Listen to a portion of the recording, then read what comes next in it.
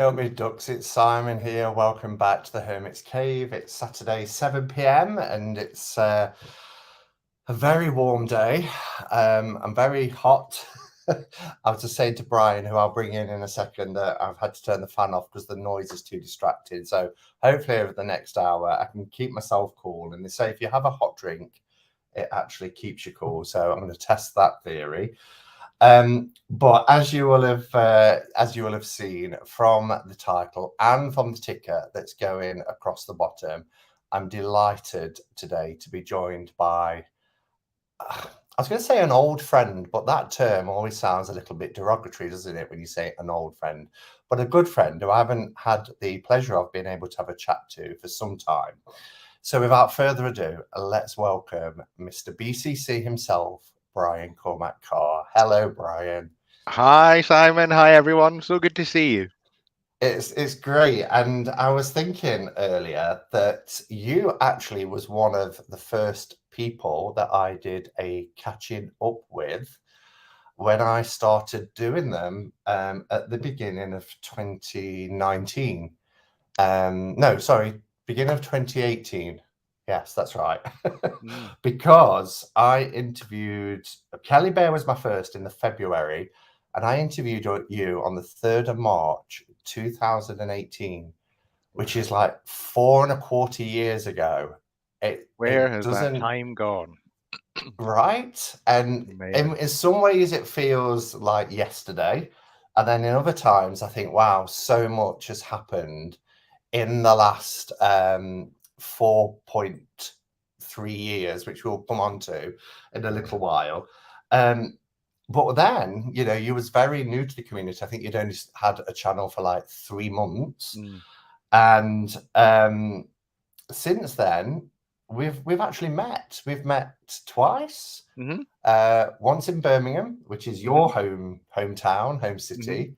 And you've also been to the Tarot meetup, which we had in Nottingham in 2019. Right.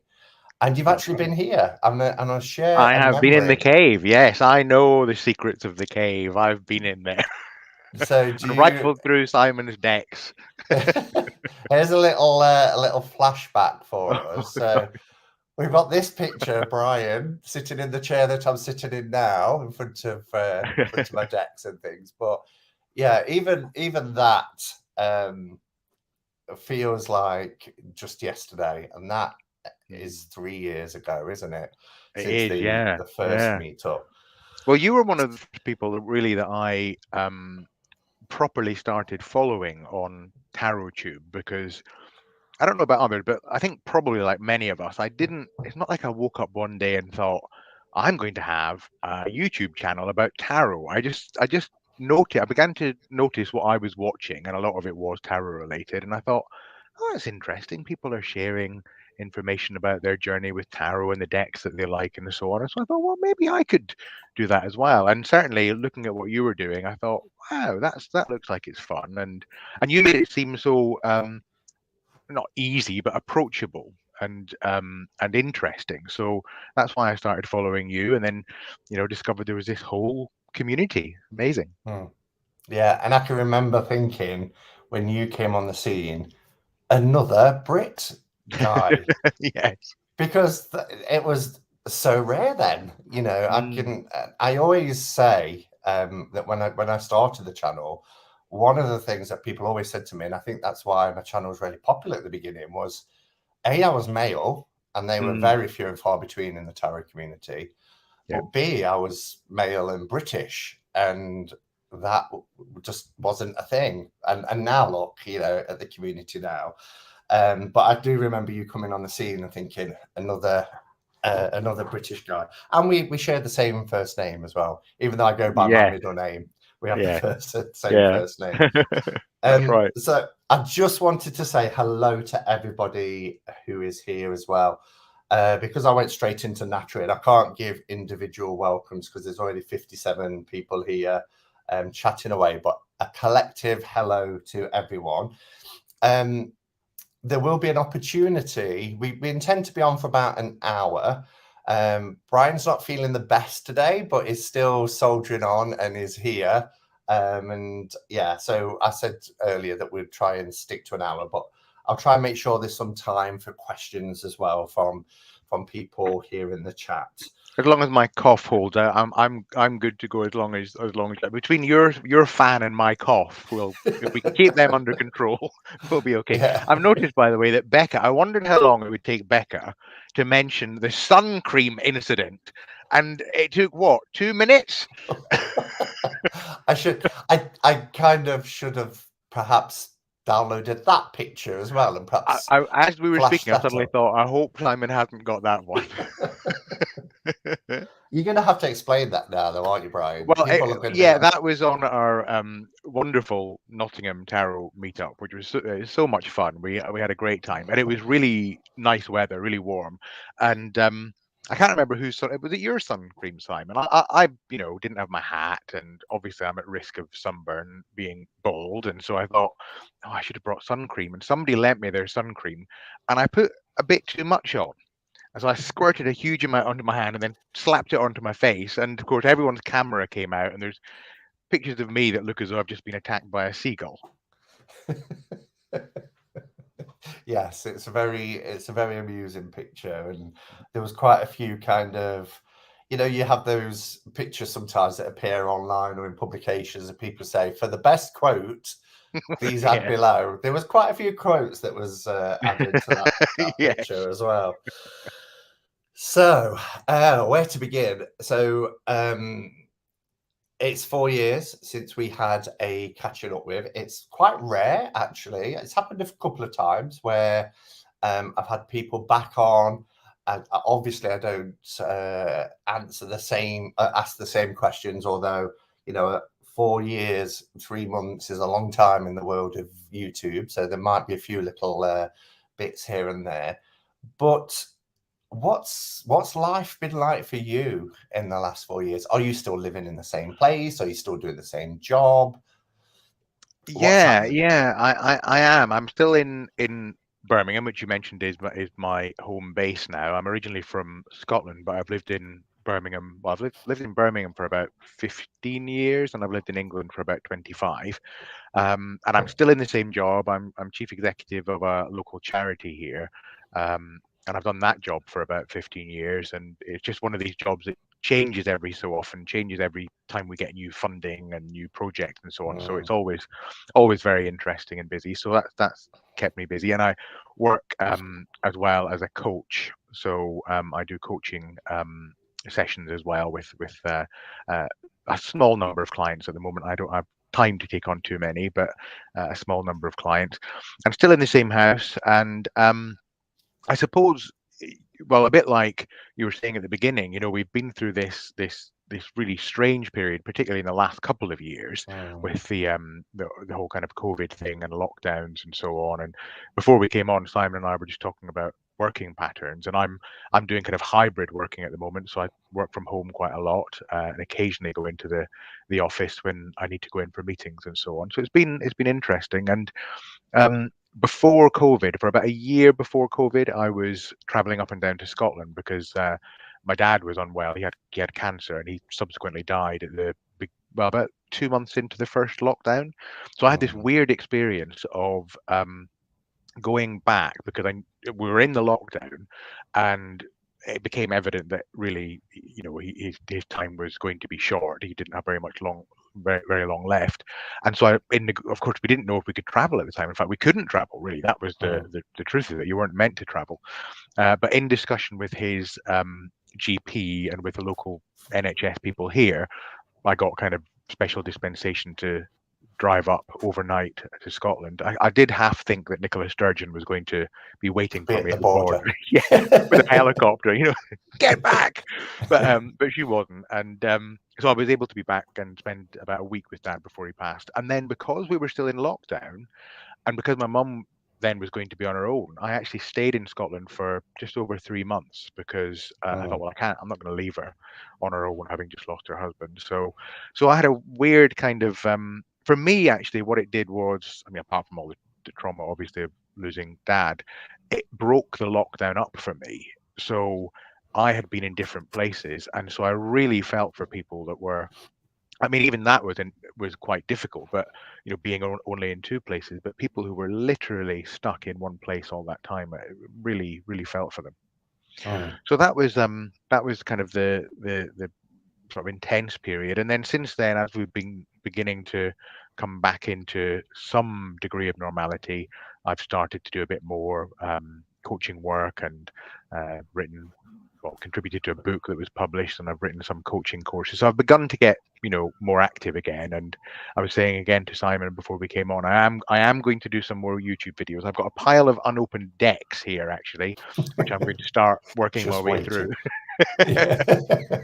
You start Oh, looking at your old boxes and think, oh yeah, I ordered all those. I forgot about that. yeah, but that takes some discipline as well, doesn't it? Sitting there with unopened decks because you want to have the pleasure of opening them kind of online.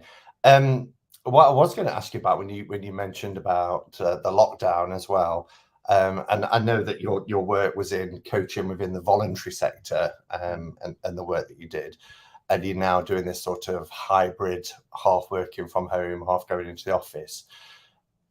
I guess that the coaching now, you've totally embraced technology and offering coaching out as online coaching, which again would even broaden wider your kind of client base, wouldn't it? Yeah, definitely, definitely. To be honest, by that point, even before lockdown, I was doing most of my coaching online. Occasionally, I would meet people in person, but most of it was online, just because it was so much easier to connect with people. But of course, at that point, not everyone was familiar with or comfortable with Mm. things like Zoom and Skype or any of that. There were still some people for whom that was a bit difficult. So, but then we were all kind of pitched into this world where we very quickly learned how to use these things. So yeah, that's really opened things up, and also running courses online. So coaching a large group of people at a time and taking them through a program. That's something else that technology can really help with. So that's been an interesting learning curve for me as well. Yeah. And I mean, I kind of felt like I was a little bit ahead of the game with having the YouTube channel and doing Mm, things like Google Hangouts for a few years, and then all of a sudden my work was started to talk about Zoom, and I just could not get my head around Zoom at all. And then at the 11th hour, they completely embraced Microsoft Teams, which I just think is so easy to use. I wish there was a way you could use Microsoft Teams, although StreamYard, to be fair, is pretty mm, easy. But Microsoft Teams has just completely transformed everything. We don't even have a switchboard in the college yeah, anymore. We just use Microsoft Teams to call internally, externally, and yeah. it's completely changed. The world has changed, hasn't it? It is amazing, isn't it? It Because really of is. COVID. Yeah. Well, we've got a Yeah. setup now where if somebody phones what would have been my landline at work, it just patches through to my mobile because it's on a VoIP system, and Yeah.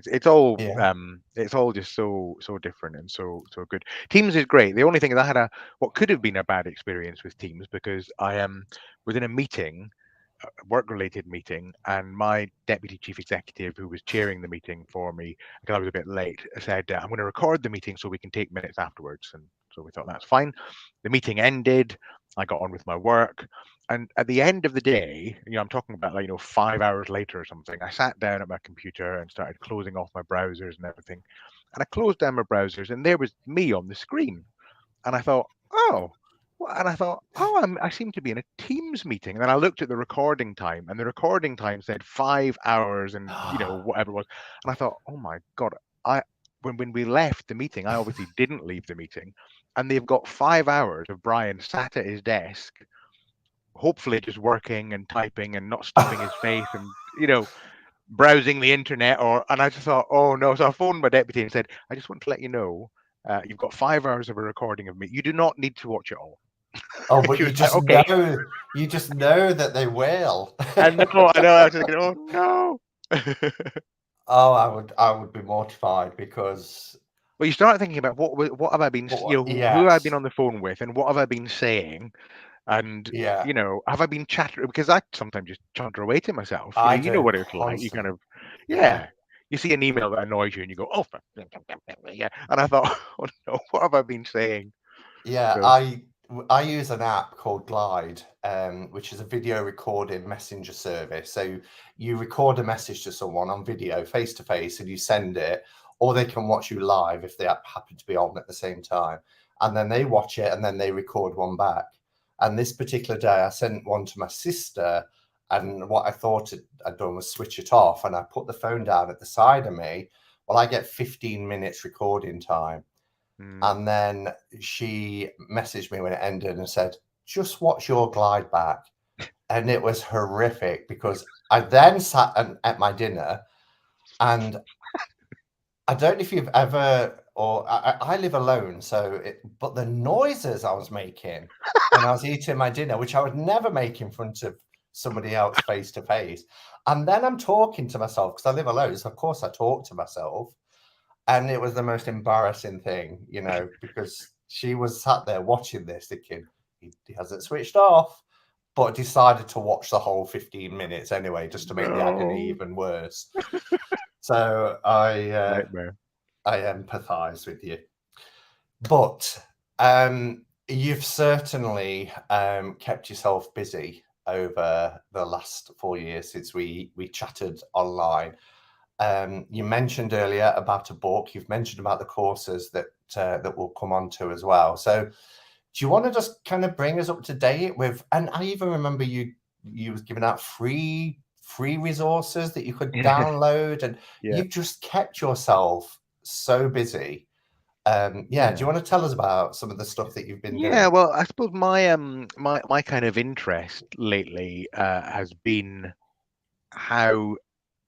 particularly how coaching and tarot can be integrated together. I often say that some of the very best tarot readers I've come across are people who are natural coaches, because they, at the end of a reading or in the process of a reading, will help either themselves, if they're reading for themselves, or their client to do something productive with what they've learned, the insights they've gleaned. And so I've always seen coaching as something that really can work well in a tarot context, and vice versa. So if you're a coach, and I noticed from the chat and also from posting on Facebook, I know that Jennifer's been involved in doing some coaching as well, is doing a coaching courses now. So it's great to see more people going into coaching. So I know coaches who are looking for ways of introducing more intuition accessing approaches to their work, and the cards are a great way of doing that, of course. So I became really interested in how can you mesh these together. So I produced a guide a while ago where I took all of the major arcana cards and I came up with coaching questions for each one of them, prompted by them, and that was a free download. I've also developed a coaching model based around tarot, which is I call the ACEs model, because the 4 steps are: A for awareness, you're looking at what comes into your awareness and what can you do with it. C for choice, what choices are you making about what you do with these things you're aware of. E for energy, because that's where you make decisions about where to put your energy and move yourself forward. And then S for surrender, because really, ultimately, once you've done all of that, you get whatever result you get, and how you respond to that result has a lot, a lot hinges on how you respond to it and what you do in a balanced kind of way. So I developed that, and there's a free download I've done for that as well. And so I've just really been fascinated by that. And then I was invited to contribute to a book that was being put together by a group of male coaches and healers and intuitive practitioners, called We Are the Sacred Masculine Rising. And really it was about looking at how can that kind of sort of a male approach in some of these things, or a masculine approach in some of these things, be explored and broadened out, and how can those, because I think those of us who work in this field know that the definitions of male, female, masculine, feminine, and so on, we can get quite fixed into what they mean, but actually there's some interesting nuances, and it's much more nowadays, it's become much easier in some ways not so easy, but in some ways easy to talk about those things. So I just was really excited by that book, and I wrote a chapter in the book about my journey with tarot, and then they asked me to write the introduction and so on. So that was fun.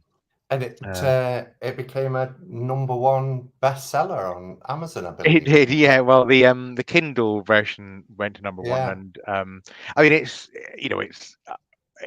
it's kind of funny. Obviously, if you get a lot of people all together purchasing something at the same time, it will push it up the charts. But it still takes a bit to do that. So I was really, and what was interesting was I was the only UK based person. So everyone else was either in Canada or America, or there were some people in Jamaica and a couple of European countries as well. And there was more than one of them in each area. So the idea was that, they tried to promote it and it would hopefully do well in their area. And everyone was kind of joking and saying, well, we know that the UK, it's only Brian on his own, so the UK is not going to do quite so well. And yet, I think because of the time lag, I was the first one to start promoting it, and because of the wonderful people in my community and others, it hit #1 in the UK first, and I was like, yes. And also a bit relieved because I was thinking, I don't want to be at the end of this promotional.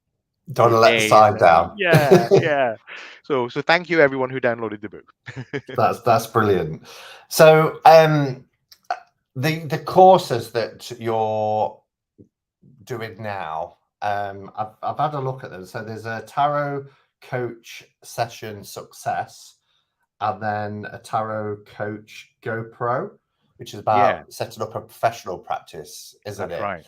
Yeah. But just before you mentioned them, I was and telling us about them, I was intrigued, and we touched on this in your interview over 4 years ago, is about the tarot itself. So because these are, about how to combine coaching with tarot, and you've explained like your ACEs principle, which kind of reminds me because I did coaching and mentoring as part of my training and development in the role I'm in now, and we follow the GROW model. Have you heard of the GROW model? So goal, reality, obstacles, and will, as in the way forward. How exactly do you find that the tarot complements coaching, or vice versa? How does it meld together? Well, it can meld together in a number of different ways, and actually one of the things I teach in Tarot Coach Session Success, which really is that was the first workshop I did, which is really for everyone, whether they're professional readers or not. It's how do you, in a single session, whether it's one you're doing for yourself or if you're reading for somebody else, how do you combine tarot and coaching? And I guide people to explore how they would combine them and what works for them. My own approach is I tend to, depending on the situation, but I tend to start with the coaching. So, because primarily I'm a coach. So if somebody comes to me with an issue, my job is to kind of coach them through the issue.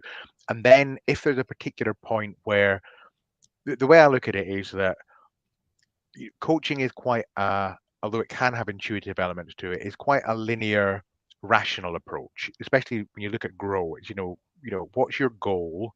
What are the resources around you and the reality of the situation you're in? What opportunities have you got and obstacles? So it's very kind of factual, and then you action plan. You just make decisions about what to do to move forward. And I think the trouble is we all know that sometimes the problems we face and the challenges we face, we can sit in a room for hundreds of years thinking our way through a problem, and we might still not get there because our rational mind can only go so far, and there will be a particular point where it's just not seeing some of the options because it's a very natural thing. It's protecting itself. It's trying to not lose track of things. So what I find is that using the cards at the appropriate time can really open up people's perspective and thinking. So I'm quite judicious about when I use the cards. I try to go as far as I can with the coaching and explore as much as I can, and then I'll say, perhaps we can look at this through the cards. But different people do it differently. Some, it would be absolutely acceptable if you were somebody who saw yourself primarily as a tarot reader, and that was your main thing. And then what you wanted to do is add some coaching, and maybe particularly towards the end of a session. So somebody's had lots of really interesting insights in the tarot reading, and then it's a bit like, well, so what? What can you do with those insights? And that's where the coaching can come in. Yeah. And have you used GROW as a spread? Have you ever? Yeah. I think I might even have there might be a video on my YouTube channel. I have Is a there? vague memory. I might have done a I'll grow have one. to check that out. It's just I'm just thinking about it then, it lends itself It perfectly, does. doesn't it? Grows a Particularly brilliant. with I the mean, last step as being the way forward. exactly. Grows Yeah. a really good model. That's the first model I learned Mm. when I did my coaching training. It's one of the more common ones, and the reason it's more common is because it's so good. It works really well. It's simple, it's straightforward, but it's very effective. And in Tarot Coach Session Success, I actually talk about the Grow model and some other models. There's various other models that people can use, and then I introduce the ACEs model, which is the ACEs model was an interesting one. That's my model that came kind of like a kind of almost like an inspiration. It just arrived as an inspiration because I actually was in the process of putting together a presentation for a coaching conference that I was going to be speaking at. And in my head, I'd thought, I think there's a model that I'd like to develop. And I had a vague idea of what the model was. And so while I was thinking about this and literally doing my notes for the presentation, I had my tarot deck next to me. And I don't know if you do this, but just to relax and help my thinking, I was just Yeah. flicking through the cards. Yeah. And as I flicked and flicked and flicked, every time an ace appeared, I found myself just putting it down in front of me. I didn't really think about why. And then afterwards, when I looked at them, I noticed that the order that they were in just spoke to me about the different stages of this model. So the cups was first, and I thought, well, that's like awareness flowing forward, all the things that we're given, whether it's circumstances we become aware of, or our thoughts, or our desires, or our wishes. So that's interesting. And then the next one was swords. So that was about discernment and making a choice about things. And then wands, which I see is very energetic and intuitive. And then pentacles, which is the results. And I suddenly thought, actually, those are the four bits of the model I'm trying to develop. And so it just was there, and that's really where I took it. Yeah, brilliant. Layla says, finding the integration of coaching with tarot reading really interesting. I trained as a coach, but haven't consciously brought that into my reading yet. Yeah, yeah. Yeah, Wow. I actually started with tarot because I taught myself tarot when I was a student, and then that was about 1991, and then I formally trained as a coach in 2009, so quite a long time later. And quite quickly in my coaching, I just spotted when there was opportunities where I thought, you know what, a card pool here could be really interesting. And so I was very careful about how I did it because I know that not everyone is Mm. into tarot or even comfortable with it. But when I was with people that I knew would respond well, I would just sometimes say, would you be open to, you know, pulling a card and seeing what we can explore around that? And most people who I said that to said yes. I always respected if they said no, but if they said yes, we would do it. And it was just terrific. And, people would say to me, wow, I'm seeing an option now that I Yeah. would never have seen without that card. So Yeah. it's really fun to do. Absolutely. And like I've always said, for me, the 78 cards are 78 degrees of life, aren't they? So any card Yeah, you pull is going to help you in some way, yeah, whether you believe that's divinatory or not. It's looking at that card, that mirroring back to you, and you kind of see the situation. absolutely. So it's a fantastic concept. So, shameless plug, how do people get involved with your courses, Brian? Well, probably the easiest way, I'll see if I can put this in the chat if it's all right, but probably Mm, the easiest way is if you go to my link tree and you'll see links to the coaching courses there. Um, and I hope that link works in the chat. Um, yeah, so the coaching courses are there, but also you'll find my tarot manifesting guide, which is actually a free guide. So if you want to check that out, you can get that. And that talks through the ACEs coaching model in some detail and gives a spread as well. So hopefully that'll be useful. yeah. And there's no, as Lauren says here, tarot led me to coaching. I was just thinking about doing some more training, and you popped up. They are no coincidences. Absolutely. And I'm seeing more and more people doing this, which is great. And that's one of the reasons I did the second course, which is the one about setting up as a professional tarot coach. Oh, and I should say, by the way, you can buy that standalone, but if you wanted it at 25% off, you can buy it for 25% off when you buy the first one, which is Tarot Coach Session Success, which is lower cost. So I always like to Yeah, make sure people know that, so they don't buy one and then buy the yeah. other and go, oh, hang on a minute. Or But if you that's do it in the nice wrong because order and one let me could know, lead. I'll yeah, Yeah, good yeah, lead. One can lead to the other, can't it? yeah. And I'll put the information in the description below as well. So there'll be a link to Brian's channel, the link that he shared there, and some information that you've sent me previously, Brian, about the courses. Thank you. So for those that will be new to the community, of which there's going to be many over the last 4 years, just tell us a little bit about how and why your interest in tarot first started. How did you first encounter it, and Hmm. it's led you to this kind of um, what you're doing now for as part of your business and everything.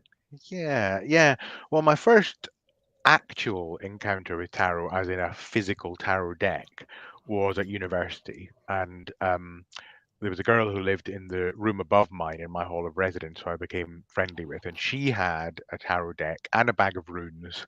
And it was just great. We would sit and read the cards for each other. I think I'm not entirely sure, but I think she had a one JJ Swiss, which I think was your first deck, wasn't it, Simon? It Yeah, was, yeah. it was something certainly very similar to that. It was a pip deck, so no illustrated cards. So what was interesting there was, because there was no illustrated cards and we were both new to it, we had to use the guidebook. And we would pull cards and then read from the guidebook to each other. And I just found it fascinating. It wasn't so much that I noticed it was predictive or anything. It wasn't really what I was looking for. It was more that I noticed it was reflecting my thinking back to me. So I noticed very quickly that this would be a really useful tool. I thought that's a good thing to do. So I played with that for a while, and then I went into Waterstones in Aberdeen, where I was at university. I thought I'll get myself a deck, and I had no clue. I had no idea about the different types of tarot. I didn't know there were even different types or models. And the one that drew me was Tarot of the Old Path. That was my first deck. And I picked it up and walked to the counter. And as I got to the counter, this is little shy me way back in the day, I put it down. And then it was only when I put it down on the counter I realized that the cover of it was basically a naked woman shooting stars out of her breasts. I think that was the High Priestess card in that deck. And I hadn't seen it. I put it down and just thought, oh, and was slightly embarrassed. But I love that deck. It's a Rider Waite Smith based deck. So unknowingly, I learned the RWS. Yes, there we are. And Yeah, this I is a think gift from yourself. that's right. You Yeah, sent me this after we did the interview that's 4 years right. ago, and I love it. And it's in this VHS video type box. You have to Yeah, go the opposite so way here. 90s. That's so 90s, isn't it? Yeah, Yeah. absolutely. Yeah, no, it's a lovely deck. Yeah, so So yeah. that was your first deck, and then from then I take it that you used. Did you purely, or should I say, did you use it for divinatory purposes at the beginning, and then you've started to use it more as a divinatory tool as time went on, or so I've said that the wrong way around. Did you use it as a divinatory tool, and then it's kind of evolved into a more of a psychological tool? Yes, kind of. I think so. Although in a way, I think my approach to it was always quite psychological. Because as I say, my first kind of the first impact it had on me was it made me very conscious that it was reflecting my thinking back to me. So I thought, well, that's useful because you know, apart from what the cards are themselves in a reading, I think it's always very instructive to pay attention to how we respond to the card. So if you've ever done like a yes no reading, you do the thing and they say, you turn over a card, and if it's upright, that's a yes, and if it's reversed, that's a no. That's one of the things. Well, somebody told me once that actually the thing to do if you're trying to make a choice and you're doing one of those yes no readings is do your two cards for your two choices, but almost whether they're upright or reversed is not the thing. That you can look at it that way if you want, but the more important thing is just before you turn that card over, pay close attention to what you suddenly realize you want the card to be, because we sometimes think we don't know. I don't know how to make the choice. I've got no idea what I want. And then Yeah, just as that card is turning over, a little voice in your head goes, I hope it's not upright, you know. And then all of a sudden you think, oh, where did that come from? So that's a way of tapping into some self-awareness as well. So yeah, I think that was always my approach. But I'm very open to it sometimes seems as though what I do is a very coaching based approach to the cards, but I'm very open to the more intuitive aspect of it, because I've seen on more than one occasion, as we all have, where a card that comes up is just so on point for the situation at hand. You just think, this is not some random thing, there is something happening here. yeah. And as I completely agree. And that's fascinating what you said, because, when I've gone through some trials and tribulations, I think about back end of last year when my mum started taking ill and I kind of knew what was coming. I couldn't pick up the cards because I didn't want to see things in the card and in the cards. And as much as I say, I kind of use tarot as a mirror, and I do, I still have to accept, because it's been proven to me so many times, time and time again, that I do use them for divinatory purposes as well, and Yeah. I only realize that in those moments when, like you just said, how I'm going to react when I'm about to turn the cards. Yeah. So Yeah.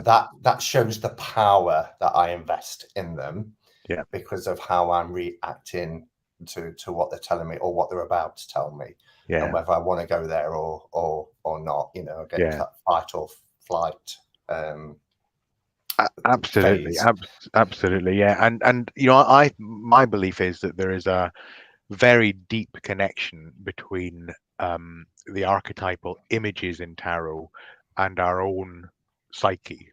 And that was really brought home to me. This is the story I tell in the book I mentioned, actually, and I think I've told it here before. Certainly I have on my YouTube channel, where my first encounter with actual tarot was at university. Prior to that, of course, I'd seen tarot on television in the opening titles, the Tales of the Unexpected, and James Bond, Live and Let Die. So I knew tarot existed. But my first ever actual encounter with tarot, I didn't even realize I was encountering tarot till years later. And just very briefly, it was a dream I had when I was very young. My mum died when I was 9, and she was ill at this point. I didn't know consciously. I was never told consciously. I was never told overtly she's going to die, which I'm very grateful for, because it meant that that those last weeks and months with her were as normal as they could be. Yeah, But clearly, there was a part of my psyche that was preparing me for what was coming, because I had this dream. And in this dream, mum was very ill at this point. So physically, she was different to how she had been. But in the dream, she was her normal self, very perfect, very beautiful. And she was on this. I was in a theatre and looking at the stage, and she was being pulled across the stage on a kind of chariot, and she had this crown of stars, and she was all ornately arrayed and completely radiant and smiling and happy. And as she was pulled across the stage, she was waving at me, didn't say any words or anything. And that was the dream. That was it. And what the dream transmitted to me, I understand now, was the knowledge at a deep level that she was going. She was saying goodbye. And also behind that, it was transmitting to me that despite all these appearances, and this is a very difficult situation and so on, but at a more fundamental level, she's still complete and whole and okay, and you're still complete and whole and okay, and despite what's about to happen, you're still going to be okay. And so it was a very profound dream. So that was the dream. Years later, and I mean years later, after I got that first deck, because back in 1991 the internet wasn't really, well, it was a thing, but it wasn't certainly as accessible to all of us. I didn't have access to the internet then.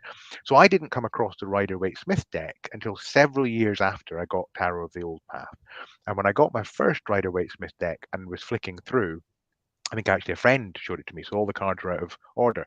And I flicked through, and hit the Empress card, and just was, that's that's the image I saw in the dream. That was the image. And then, of course, I knew by then that the Empress symbolized mother and the archetype of mother. So I just saw that there was this very profound connection between these symbols and us. They're in us, they're part of us. And that I think is Absolutely. why tarot works so well. Oh, such a beautiful and powerful story as well, Brian. To have that, to have that sort of validation in in two parts, at key times that you needed that validation that, your mum is now whole and you're okay, she's okay. But then to have that link much further down the line as well is just it's just incredible. So thank you for sharing that with us, because I know that can be quite a personal thing as well. So I really appreciate you sharing that. Lowen says here, I have done your first course, but I can't see your other one. Will it be in the link Simon post, please? Yes, I think it is on the link tree. It's the second one down on the link tree. Okay. Tarot Coach GoPro. Yeah. So Yeah, but if you send me any links that you want me to have, Brian, I'll make sure that they go in the description will do. after this video as well. And I don't know, Lowen, if you're in the Hermit's Cave Facebook group, but following this chat as well, we'll put information in there as well, so people can find it there, or the information that's. I saw quite a funny comment as well from our Chris, who can be very irreverent, but also very, very amusing. He says, "You mean all women can't shoot stars out of their breasts?" Well, I think they definitely should be able to if they can't, and without wanting to get too political, at the moment the way things are over the pond, I think more than more than that Yeah. power is required, isn't it? There's some people saying they can, and some people saying they can't. So there you are. That's inclusion. And we've got about 15 minutes left. So I just wanted to also ask you about your channel, which again, from when we chatted, is done exceptionally well. It's almost 7,000 subscribers, so that's brilliant. What do you intend to do with your channel going forward? Have you had any thoughts about what might be next, or what you want to bring to it? Yeah. Well, I'm conscious that I haven't been quite as active on the YouTube channel for a while, because there was a period where I was doing very regular videos and walkthroughs and so on. And I was saying to Simon before we came on, partly because of the disruption of the last couple of years, and also because of the hybrid working, because I spend so long on camera, on screen during the day often. It kind of had pulled me a bit away from that. However, I am keen to get back to it. I've got the decks that I want to work my way through, so I've got those to do, and also I'm quite keen that I expand it out a little bit, because up until now it's been focused mainly on tarot, but I'd like to talk more about coaching and other things that can complement coaching. So later this year, my intention is to embark on a formal study of astrology, which is a complete surprise to me. I mean, I've had a bit of an interest in astrology. About 10 years ago, I read a few books on astrology because I wanted to understand, how it was integrated into tarot. And the more I've looked, a bit like tarot, the more I've looked into it, the more I've thought, wow, there's something very powerful here. And I had a astrological reading recently, which was very, very profound. So I think all of that will likely feature. Brilliant. I see Strive Woman saying, love Maya on YouTube. Yes, and if you like Yes. Maya, you might want to check out my walkthrough of, actually, I've got it here, the Golden Girls Tarot. I did a walkthrough of this, and Maya sings the theme tune. She needed some help from me, of course, but she does sing the theme tune. It is so cute. Yeah, and every time the videos where Maya would make an appearance were always quite enriching. So yes, Well, thank you we've for that got example. we've got another little cat now at the moment Oh, called Gizmo, who is with a little stray who just appeared in our garden and round about. few weeks ago, and every time I saw her, I thought she looks a little bit thinner. I wonder if she's a stray. And then one day I saw her eating bread off the neighbour's lawn, and I thought she's definitely a stray. So we fed her, and she adopted us. Of course, we're still in the process of trying to get Maya to accept her, because Maya's a very shy little cat and very solitary. She's been with us on her own for 7 years, so we're still trying to see what's Yeah. what's coming. Is she quite territorial as well? Is it? Yeah, Yeah. very, very. So someone's encroaching on her domain. Yeah. I see Oh, Layla's asking, what's my midheaven? My midheaven is in Gemini, and the cusp is the 10th house. Well, I think it would be, because the midheaven is the 10th house, but Gemini is the sign on it. And then I've got my sun is in the 9th house, quite close to the midheaven, and I've got Saturn quite close to the midheaven as well. So it's all very career related, and external kind of communication related, because Mercury rules my chart. So yeah. Wow. I don't know what it is about astrology. I think it's like Kabbalah. It just, no matter how many times I try and delve into it, I just can't grasp it. I don't know. I mean, you're a very intelligent guy, Brian, but I don't know what it is. Is there a simple way to learn astrology? Because people have well, recommended books to me in the past, and I've tried them, and just doesn't yeah, it's stick. difficult. I think the problem is, of course, there's so much to it. So I think, like anything, do it in chunks. I would recommend, if somebody wanted to learn astrology, is start with the simple things that can tell you a lot just in themselves. So, you get your chart, you look, you already know what your sun sign is. Everyone knows that. That's your birth sign. Yeah, So then you also look for your moon sign. So in other words, what sign is your moon in? And that tells you something about if your sun's your kind of self-consciousness and the way that you present your self-consciousness to the world. Your moon sign is more about your inner drives.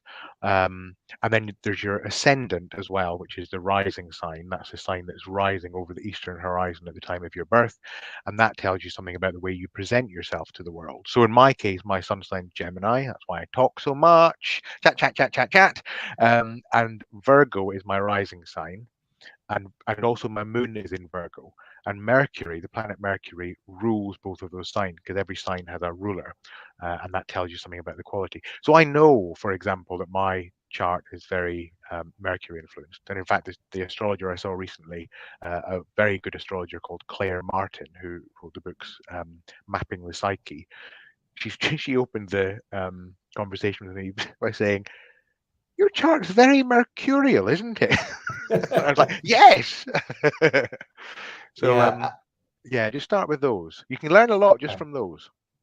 And somebody, Lou Valcourt, a tarot tuber, lovely but tarot tuber, did my chart for me, and sent it to me, and did a bit of a write up, and it was fascinating to read. But then I hear all these, like the comment there about what was it, and I'm Midheaven, like, yeah. what? I'm glad you answered it, because I was like, what's midheaven? Yeah, but those are all things that, to start with, I just did not have a clue. And the thing about astrology I discovered was, the more you read, the more you see these terms, and the more you kind of want to know. So I'd find myself constantly kind of flitting about from one thing to another, because I'd look them up and think, oh, what does that mean? And then, it would say something about this planet is the dispositor of this planet in the 7th house. I'm like, what does that mean? And I started looking that up. So it took ages to eventually just go, no, pin yourself down, do it step by step. But it's one of Yeah, the reasons I want to do an actual course of study, because it's you can learn on your own, but there is a lot to it. yeah. And I get kind of like the map of the whole sky and all the different houses, but and again, people who and I don't know if any of my mods, perhaps Sandra or somebody, would put a link to Brian's channel into the chat, because even Brian's talking about what he's planning on doing, there is so much good content on there. It is rich in content. I was having a look again today just to refresh my mind, and you've got, You know, there's the information about having a soul-based business, there's coaching sessions, there's information about free guides that you can download, chakras, horoscopes, astrology, all that stuff is there. Oh, and Chris from Elemental Cartomancy, thank you, Chris. He's just put a link. So Brian's fascinating, and one thing I really like about you, Brian, is the way that you teach, because I can follow along with somebody with ADD.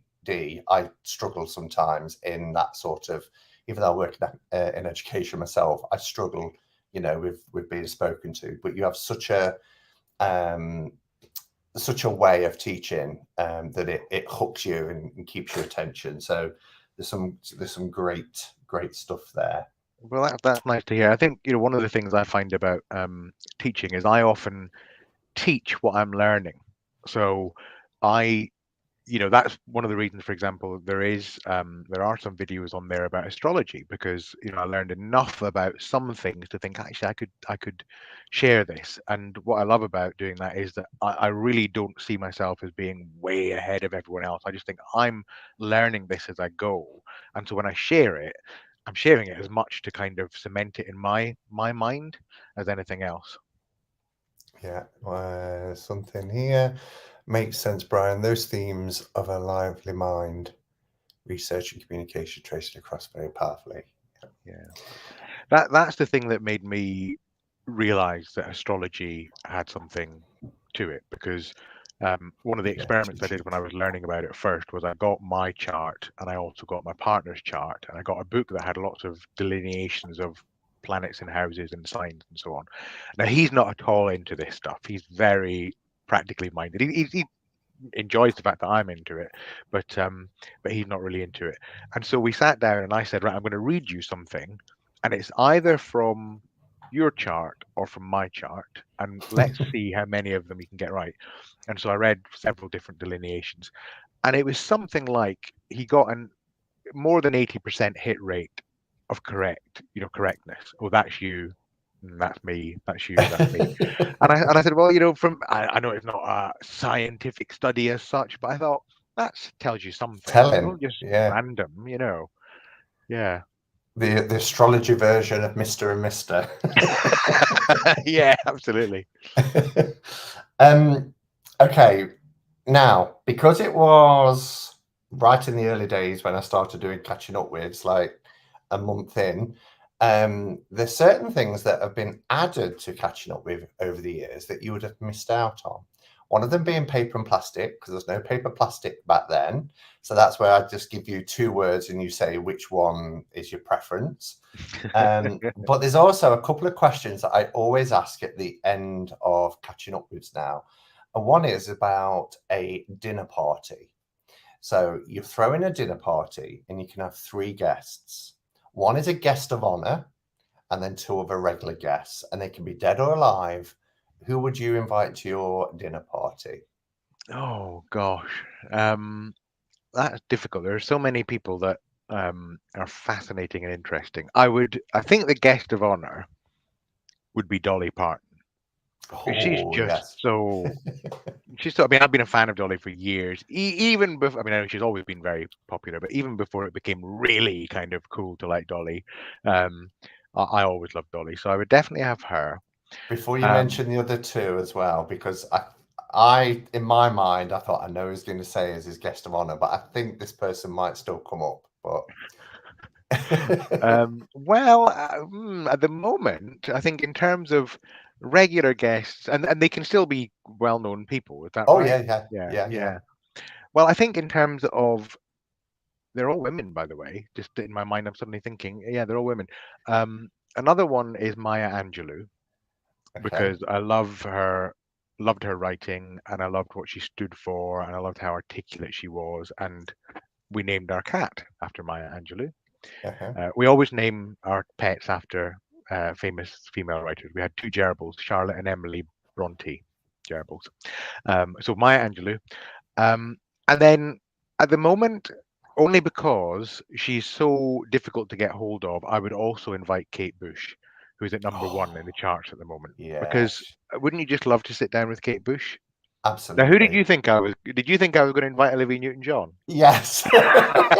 It would either be Olivia Newton-John or Dolly. Yeah, yeah. Yeah, I thought it was going to go for Olivia Newton. As I was asking the I've met question, I Olivia was like, Newton-John a couple of times now. You see, so have you? yeah. Oh, so yeah, it wouldn't be anything too out the ordinary. No, but Kate Bush, that is a great. I mean, yes, the world is now switched on to Kate Bush, but I've been a Kate Bush fan for years. And the number of times I've gone to bed and just put her music on and Hounds of Love, just listen to that with the lights off Mm, at midnight over the years. So I'm just thrilled that she's, this one Netflix show has just propelled her back into. amazing. But It's amazing.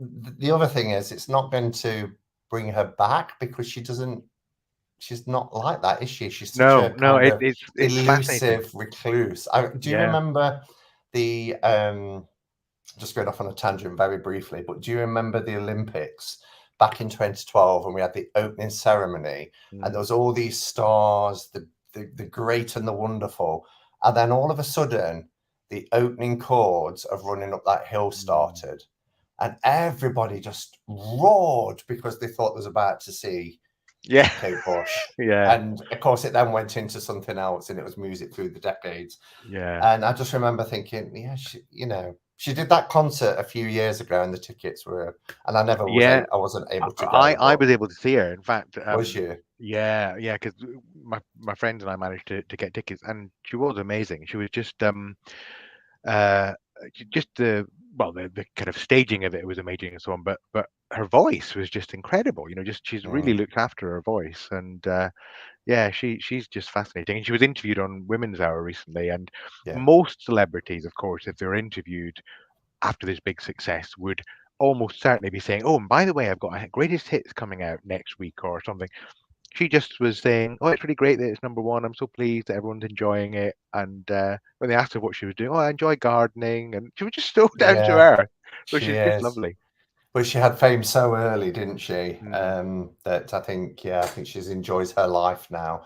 But what's mm, really sweet when she asked about it, she was like, "Well, I really love the show." She actually loves yeah, Stranger Things, yeah, So, yeah. um, the other question is, if you could go back to your 16 self, knowing everything that you know now, what sort of conversation would you have with the young 16-year-old Brian? Hmm. I think probably I would just say, don't be, hmm, don't be afraid to push yourself forward in the direction of the things that you know you want to do. So, I mean, I think I've done that pretty much in my life. I've kind of followed my nose, and um, my the first book I wrote was about helping people find their, I call it the vital vocation, find their life's work. Um, so I think I've done that. If I have no regrets, but I think when you get older, you look back and think, why was I worried about that thing that I worried about then? Why was I Yeah, shy about putting myself forward? Why was I scared that that wasn't going to work?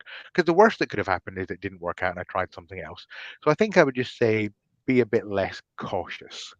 yeah, that's really good advice because the future is always more terrifying and more scary than when we look back at our past and we realize, yeah, there might have been tough times, but the thought of something, fear, false experiences appearing real is a thing, isn't it? Yeah. So Yeah. to have that kind of foresight, somebody coming back and saying, actually, it's going to be okay. Yeah. All right, are you ready for paper plastic? Yeah, go on then. So, paper or plastic? Paper, Oracle or tarot? tarot, YouTube or Instagram? Instagram, Peanut butter or jam? peanut butter, Big parties or small gatherings? small gatherings. Wait or Crowley? Wait. Bath or I shower? thought you meant wait as in wait. I can be a bit more waiting for. Sorry, bath or shower? Yeah. Bath. Bordered or borderless? Bordered. Dark and creepy or rainbows and unicorns? Oh, dark and creepy every time. Indie or mass? Indie or mass? Mass market. Mass. Tablet or PC? Tablet. Save or spend? It should be saved, but I'll say spend because that's more honest. Money or free time? Free time. Phone calls or FaceTime? Phone calls. Movies at home or in the cinema? At home. Large or small cards? Small. Life after death or total oblivion? Total oblivion. Early bird or night owl? Early bird. Woodland forest or sandy beaches? Sandy beaches. And toilet roll hanging over or under? Under. Yes, really? Yeah. Yeah. Yay. Yeah. There you I are. never got the over thing. I don't understand that. It just I looks don't. wrong. It does, doesn't it? It looks out of place and wrong. And I normally, when I go to a hotel and I see it under, I always take a picture. And I was in a hotel this week and it was over, and there were two side by side, and they were both over. I had to turn them around. I can't walk into this bathroom and keep seeing them like that. I've got to turn them around. I once stayed in a hotel where I did that, and every day the cleaner obviously turned it back, and we had this battle going. Every time I went in, and turned it around again. Yeah, because they're going to have it on their job list, aren't they? This is how it's got to look.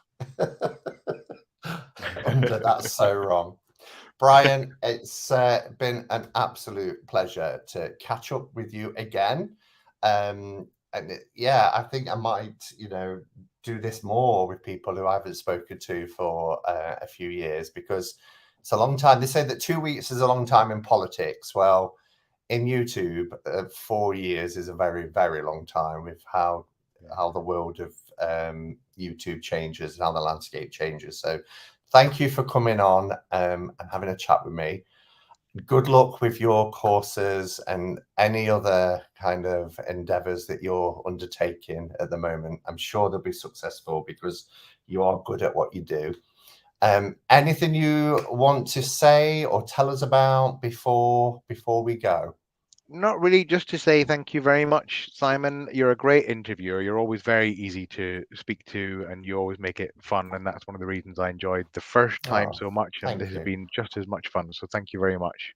You're welcome. And if you just stay on at the end, and I'll just have a word with you before you go. So thank you to everybody that's been here. Thank you to the mods as well for posting links and everything like that. You've been terrific as always. Thank you for your questions, and have a fantastic week and enjoy the rest of your weekend. And I'll see you in the week. Until next time, everyone. Go in peace. Namaste and blessed be.